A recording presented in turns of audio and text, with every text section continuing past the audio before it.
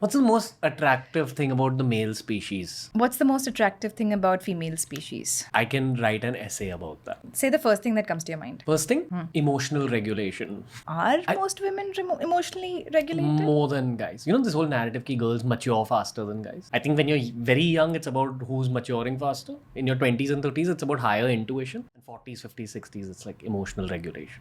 Because girls are more sorted out. On an average, obviously, exceptions everywhere. We are generalizing here. On an average, girls are just more sorted out. But this is someone who's in their 30s saying. When I was in my 20s, I'd probably say like, girls are beautiful or something like that. You know, the more surface level. Then you grow through life. And I think at every stage, you find things to be attractive when you're craving for those things yourself. I'm thinking what you said. What am I craving right now? Or what am I really appreciative of? But I know what you mean. Like maybe there's an emotional maturity that kicks in a little, maybe before it does for boys the same age or something like that, maybe. You know, I think men and women are hardwired slightly differently when it comes to conversation, and guys just talk less. Because girls talk so much, they're also able to iron out a lot in their own heads. I'm thinking about like, what do I like? Like, for instance, a lot of who I am today, the kind of woman I am today, is because of the men in my life. It's because of my father and brother. Now, for instance, my father never once, it was never like, oh, tum ladki ho, phir bhi hum tumhe ye karne de rahe hain. It was never like that. I don't think they looked at it through a lens of ki ye dono ye alag genders hai.